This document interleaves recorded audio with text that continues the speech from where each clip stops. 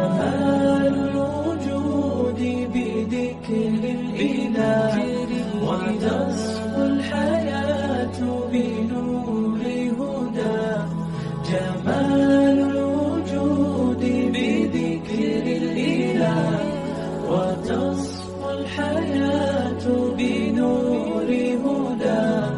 وتطرب نفس له طاعة ويبلغ سعد إلى منتهى.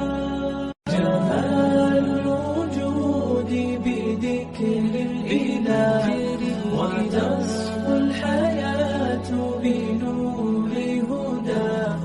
جمال الوجود بذكر الإله وتصفو الحياة بنور هدى. وتطرب نفس له طاعة ويبلغ سعد إلى منتهى.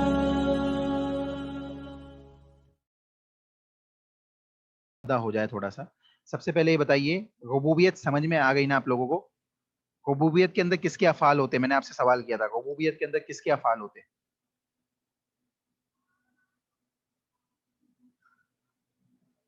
جی جواب دیجئے. ربوبیت کے اندر کس کے افعال ہیں؟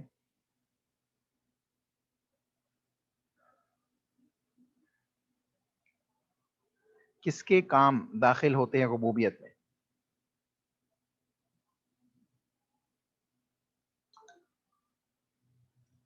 اللہ تعالیٰ کی. اللہ تعالیٰ کے. جیسے مثال توحید خلق، تدبیر. توحید ربوبیت خلق، یعنی تدبیر. ہاں جیسے توحید ربوبیت کسے کہیں گے پھر؟ کہ اللہ کے کاموں میں اس کو تنہا اور یکتا جاننا. جیسے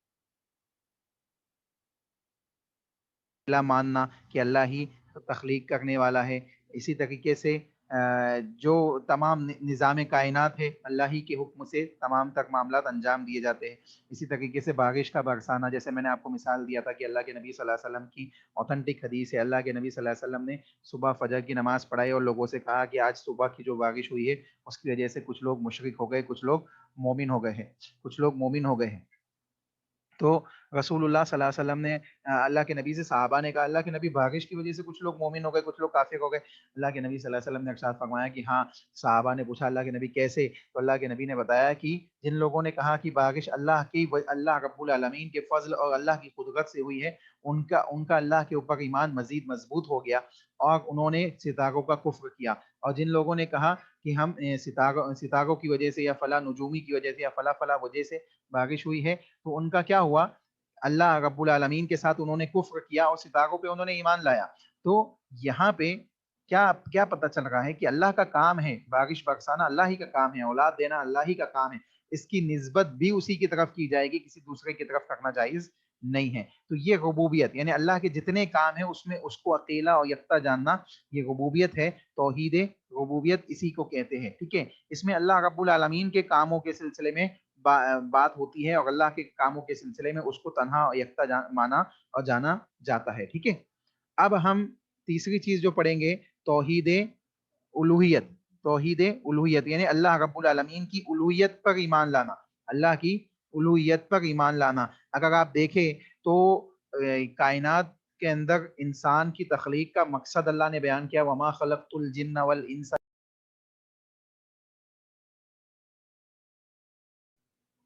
اللہ رب العالمین نے بیان کیا کہ انسان کی تخلیق کا مقصد کیا ہے. وما خلقت الجن والانس الا لیعبدون، کہ ہم نے تخلیق ہی انسان کی تخلیق ہی اس لیے کی ہے، جن و انس کی تخلیق ہی اس لیے کی ہے تاکہ کیا کریں؟ وہ اللہ ہی کی عبادت کریں، اللہ ہی کی عبادت کریں. تو یہاں پہ جو عبادت ہے، یہ عبادت کس کا کام ہے؟ جلدی سے جواب دیجیے. عبادت کرنا کس کا کام ہے؟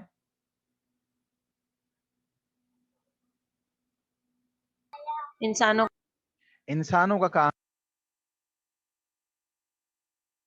اور معبود اللہ رب العالمین ہے، ہم عابد ہے، ہم عبادت کرنے والے ہیں. تو الوہیت کے اندر بندے کے کام رہیں گے، یعنی اللہ رب العالمین کی عبادت کے سلسلے میں جتنے ہم کام کریں، چاہے وہ نماز کی شکل میں ہو، چاہے وہ زکوٰۃ کی شکل میں ہو، چاہے وہ روزوں کی شکل میں ہو، چاہے وہ سجود اور سجدوں کی شکل میں ہو، چاہے وہ دعاؤں کی شکل میں ہو، چاہے وہ نذر و نیاز کی شکل میں ہو، چاہے وہ حج بیت اللہ کی شکل میں ہو، یا جس قسم کی عبادت ہو، وہ صرف اور صرف کس کے لیے ہوگی؟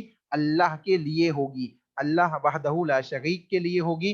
لیکن کام کس کے ہوں گے؟ کام ہمارے ہوں گے۔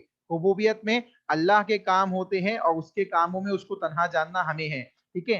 اور یہاں ہمارے کام ہیں، ہمارے کام اللہ کے لیے، لیکن صرف اللہ کے لیے، دوسرے کے لیے نہیں۔ جیسے سجدہ کرنا ہے تو صرف اللہ ہی کو سجدہ کرنا ہے، اللہ کے علاوہ کسی دوسرے کو سجدہ کرنا کیا ہو جائے گا؟ شرک ہو جائے گا۔ تو جیسے ربوبیت اور وجود پہ ایمان رکھنا ہے، ویسے ہی اللہ کی توحید کے اوپر ایمان رکھنا ایمان باللہ کے اندر شامل ہے، ایمان باللہ کے اندر شامل ہے۔ اللہ رب العالمین کے اوپر ایمان لانے میں یہ بات شامل ہے۔ تو کیا معلوم پڑ رہا ہے کہ اللہ رب العالمین کی الوہیت کے سلسلے میں اللہ رب العالمین نے بیان فرمایا وَإِلَٰهُكُمْ إِلَٰهٌ وَاحِدٌ لَا إِلَٰهَ إِلَّا هُوَ الرَّحْمَٰنُ الرَّحِيمُ۔ اللہ رب العالمین نے ارشاد فرمایا اور تمہارا معبود ایک معبود ہے، ایک ہی معبود ہے، اور اس کے سوا کوئی معبود نہیں ہے، وہی رحمان ہے، وہی رحیم ہے۔ یعنی اللہ رب العالمین ہی کی ذات ہے جو معبود برحق ہے اور معبود واحد ہے، معبود برحق بھی ہے اور معبود واحد برحق ہے، یعنی اس کے علاوہ کوئی معبود برحق نہیں ہے۔ جتنے معبودان دنیا کے اندر لوگ پکارتے ہیں، پوجتے ہیں، یہ سب معبود باطل ہے۔ اسی طریقے سے اللہ نے یہ بات بھی بیان کی کہ شہید اللہ انہ لا الہ الا ہو، جو اس سے پہلے کے دروس میں آپ کے سامنے بات بیان بھی کی گئی تھی کہ اللہ نے خود گواہی دی کہ اللہ ہی معبود برحق ہے۔ اب اللہ سے بڑھ کے گواہی دینے والی ذات کس کی ہو سکتی ہے؟ یعنی اللہ سے بڑی گواہی کس کی ہو سکتی ہے؟ تو سب سے بڑی گواہی توحید کے سلسلے میں بات پیش کی گئی کہ اللہ ہی معبود برحق ہے۔ اسی طریقے سے ذالک بان اللہ هو الحق وان ما يدعون من دونه هو الباطل کہہ کے اللہ نے تمام معبودان باطلہ کے سلسلے میں بات بیان کر دی کہ یہ اللہ رب العالمین ہی کی ذات ہے، اسے کہ وہی معبود برحق ہے، وہی اللہ وہی معبود برحق ہے، اور اس کے سوا جن کی لوگ عبادت کرتے ہیں یہ سب هو الباطل، یہ سب معبود باطل ہے، بالکل باطل ہے۔ اور اللہ کی شان کیا ہے؟ وَأَنَّ اللَّهَ هُوَ الْعَلِيُّ الْكَبِيرُ، اور اس کی شان اعلیٰ ہے، یعنی وہ اعلیٰ شان کی اعلیٰ شان جو اس کی شان کے شایان شان ہے، وہ عالی شان ہے اور سب سے بڑا ہے، اس سے بڑی کوئی ذات نہیں ہے۔ چنانچہ معلوم پڑا کہ اللہ رب العالمین کی الوہیت یہ ہے کہ اللہ کی عبادات کے اندر وہ تمام تر عبادات اسی کے لیے انجام دی جائے۔ اب سوال یہ ہے کہ عبادت کسے کہتے ہیں؟ عبادت کسے کہتے ہیں؟ تو عربی زبان کے اندر عبادت کی ایک ڈیفینیشن کی گئی، یہ جامع ڈیفینیشن ہے۔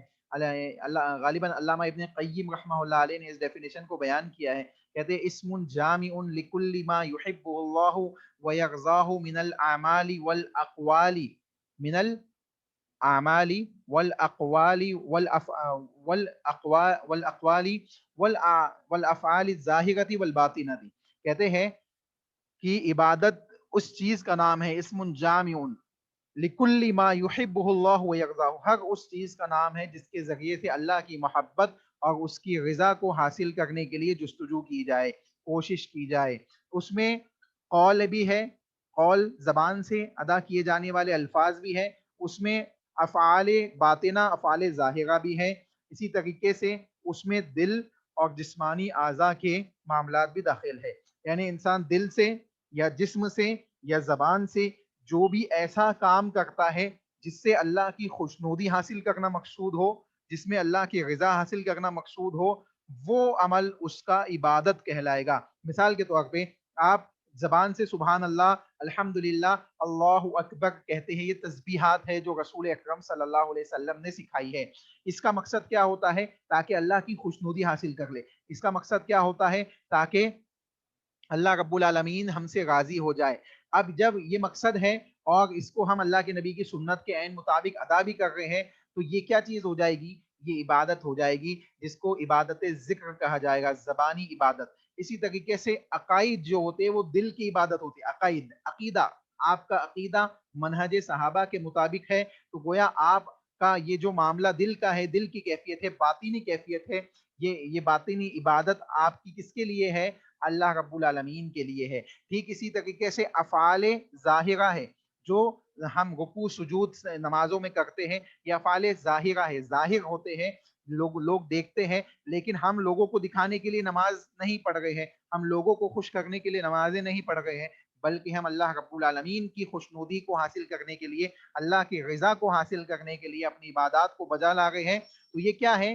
یہ عبادات کے اندر داخل ہے۔ ایسے تمام کام جو اللہ کی خوشنودی کے لیے انجام دیے جائے، اللہ کی رضا کے لیے انجام دیے جائے اور رسول اکرم صلی اللہ علیہ وسلم کی اطاعت کے مطابق ہو، چاہے وہ اعمال زبانی ہو، چاہے وہ اعمال باطنی ہو، چاہے وہ اعمال جسمانی ہو، چاہے وہ اعمال مالی یعنی امدادی تعلقات سے، مال سے تعلق رکھنے والے ہو، وہ سب کے سب عبادات کے اندر داخل ہوگے۔ اب ایسے اعمال کسی دوسرے کے لیے کرنا جائز نہیں ہوگا، صرف اور صرف اللہ کے لیے انجام دیے جائیں گے۔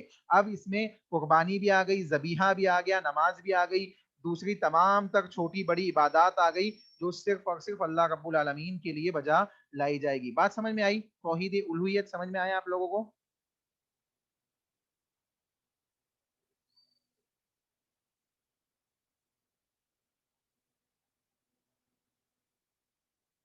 جی بتائیے، سمجھ میں آئی آپ لوگوں کو بات؟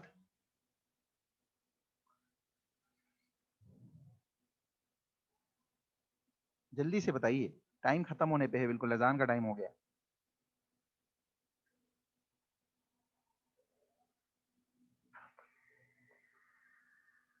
جی شیخ سمجھ میں آ گئی۔ ماشاء اللہ، جزاک اللہ خیر۔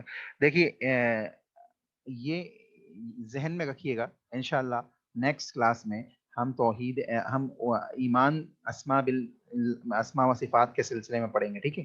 تو انشاءاللہ چاروں چیزیں آپ کی ہو جائے گی، ایک بار یادہ کرا دیں گے مختصر انداز میں، پھر ہم آگے بڑھیں گے، ٹھیک ہے؟ چلیے دعا پڑھیے، اللہ آپ سب کو جزائے خیر عطا فرمائے۔ تھوڑا سا نیٹ ورک کا پرابلم ہوا ہے آج، اس کے لیے اللہ سے دعا کرے کہ نہ ہو، اور معذرت بھی ہماری طرف سے آپ قبول کرے۔